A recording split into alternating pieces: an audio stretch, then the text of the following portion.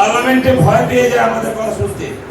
সৌগতদাকে বসিয়ে দেয়, বসো বসো বসো, আমরা বলতে পারি না। একটা জিনিস আমাদের দেয়নি, একটা রাস্তা দেয়নি ভারত সরকার আমাদের। একটা আমি বলে চ্যালেঞ্জ করছি, আমি ওদের বলেছিলাম যে একটা কাজ করতে হবে, সাঁকরাইলে ভীষণ কঠিন ব্যাপার, যারা বাড়ি থেকে বাড়তে ওপারে যাবে তাদের কমপক্ষে 2 ঘন্টা থাকতে হবে, একটা আন্ডারপাস করুন। কিছুতেই না। আমি বললাম আমাকে দিয়ে দিন, আমাকে পাওয়ার দিন, আমি পয়সা দিয়ে করছি। বিশ্ববিদ্যালয়ে পড়ানো তারা যদি চায়ের দোকানে, ট্রেনে, বাসে কিংবা পাড়ার মোড়ে যদি কোনো কথা বলেন, তৃণমূল কংগ্রেসের পক্ষে কথা বলেন, সেটা সাধারণ 100 ভোটারের সমান একজন শিক্ষক শিক্ষিকার মতামত। 21 সালে ভারতীয় জনতা পার্টি পরাজিত হওয়ার পর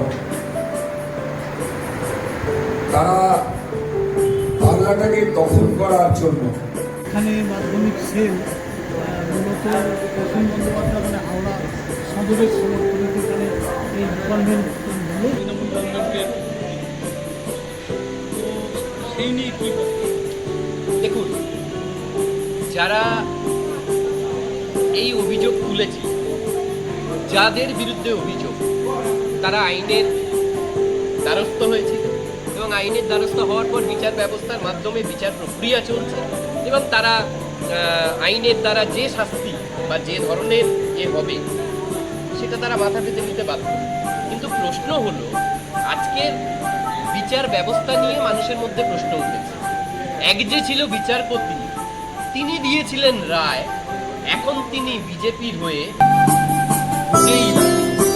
তাহলে বিচার ব্যবস্থার মধ্যে তার যে পূর্ব গরিব মানুষ, নিম্ন মধ্যবিত্ত, মধ্যবিত্ত মানুষের জন্য কিন্তু বিজেপি সরকার নয়। তাই একজোট বেঁধেছে নিম্নবিত্ত, গরিব, মধ্যবিত্ত মানুষ যে বিজেপি হটাও, দেশ বাঁচাও। আমার ধারণা যে সারা দেশে ক্ষমতায় আসার মতো পরিস্থিতি বিজেপি হতে পারেনি, ক্ষমতায় আসতে পারছে না।